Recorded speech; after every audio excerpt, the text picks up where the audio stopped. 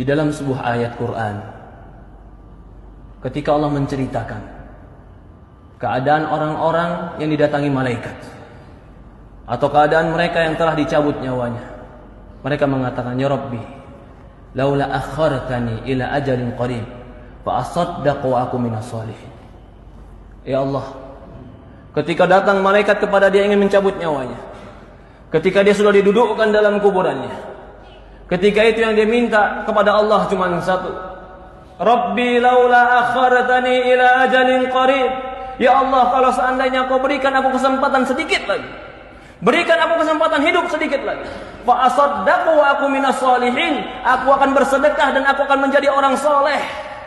Dia minta kepada Allah bukan minta bertemu dengan istrinya, dia minta dengan Allah bukan minta dengan hartanya, tapi yang dia minta dengan Allah, ya Allah berikan aku kesempatan hidup sedikit saja, fa asaddaq, aku akan bersedekah, wa aku minas shalihin, dan aku akan menjadi orang soleh. Yang mereka minta, mereka akan menjadi orang soleh. Yang mereka minta, ya Allah berikan aku waktu untuk taubat. Yang mereka minta, ya Allah berikan aku waktu untuk kembali kepadamu. Yang mereka minta, ya Allah berikan aku waktu untuk menjadi orang yang menegakkan sholat. Apa jawaban Allah? Kalla, tidak akan pernah.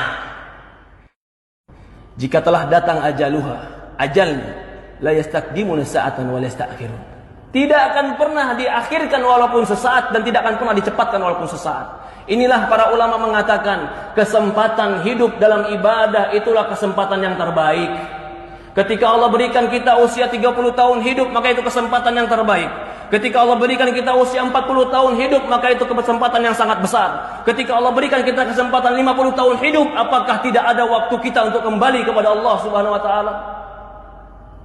Ketika Allah berikan kepada kita kesempatan hidup, maka pergunakan kehidupan kita untuk kembali beramal soleh kepada Allah. Tidak ada yang kekal, tidak ada yang hebat. Sehebat apapun manusia akan dimakan oleh cacing.